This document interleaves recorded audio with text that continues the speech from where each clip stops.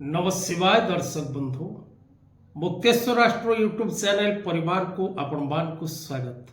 सर्वे भवन्तु सुखीन समस्त जगत जननी माँ शारदांकर शुभाशीर्वाद रहू करुणा रहू। जगत जननी माँ शारदा आपण को प्रत्येक क्षेत्र में सहाय होंतु। दर्शक बंधु आज कार्यक्रम माध्यम आम आलोचना करबा वर्ष 2025 रे राहु चलन क्यों राशि व्यक्ति शुभ फल प्रदान करिबो।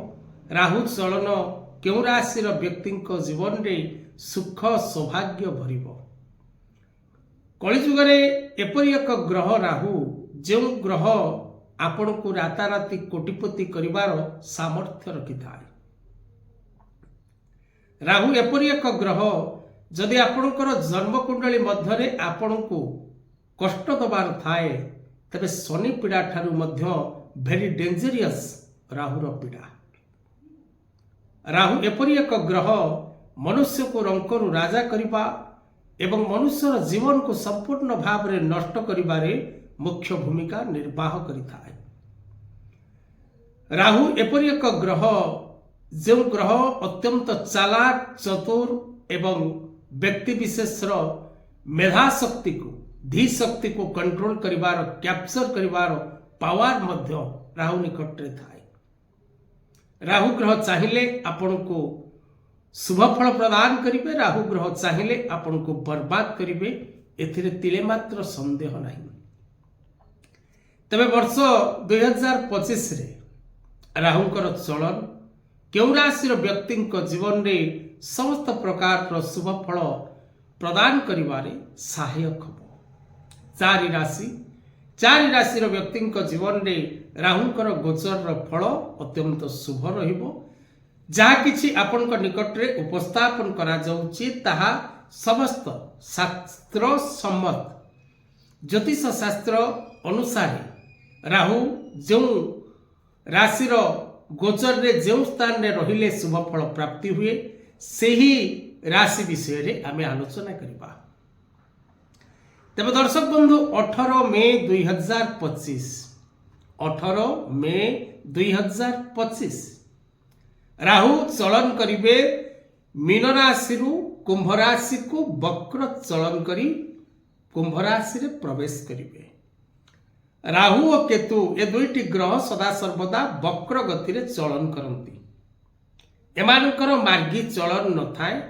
रवि और चंद्र ए दुईटी ग्रह सदा सर्वदा मार्गी चलन करंती। राहु और केतु ए दुईटी ग्रह सदा सर्वदा वक्री चलन करंती। तेणु 18 मई 2025 रे राहु ग्रह मीन राशि कुंभ राशि को प्रवेश करिवे। 18 मास समय पर्यंत कुंभ राशि रे विद्यमान रहिबे मायावी ग्रह राहु।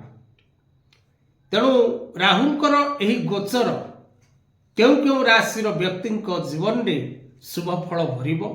क्यों राशि व्यक्ति राहु को गोचर शुभ फल प्राप्त करिवे एवं राहु गोचर शुभ फल जो राशि व्यक्ति प्राप्त करिवे से माने विशेष करी आर्थिक स्थिति रे, कर्म स्थिति रे, दूरयात्रा स्थिति रे, share market trading, export import, real estate, stock market आदि कार्य रे पूर्ण सफलता प्राप्ति करिवार देखा जिवो।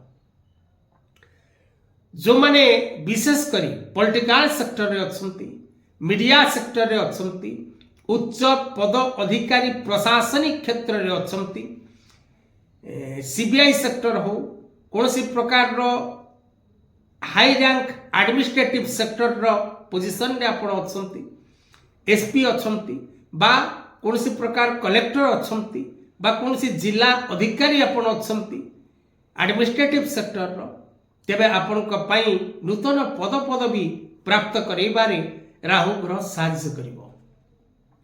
जदि आपण मेडिकल सेक्टर कार्य अछंती, सर्जिकल सेक्टर रे अछंती बा कोनसी प्रकार सेना सेक्टर रे अछंती, कोनसी प्रकार रो फॉरेन लिंकर शॉप रो मालिक आपण बा कोनसी प्रकार रो मादक द्रव्य निशा द्रव्य कारोबार आपण को द्वारा होउची बा सट्टा लॉटरी जुआ सहित आपण इन्वॉल्व अछंती बा वर्तमान सोसाइटी जोगुड़ाक शेयर मार्केट ट्रेडिंग हो एक्सपोर्ट इम्पोर्ट हो स्टॉक मार्केट हो रियल एस्टेट हो जेकोसी ऑनलाइन बा मीडिया सेक्टर रे आपण सोशल मीडिया रे एक्टिव अछंती तेबे आपण को पई ए राहु गोचर रो फल अत्यंत शुभ रहबो।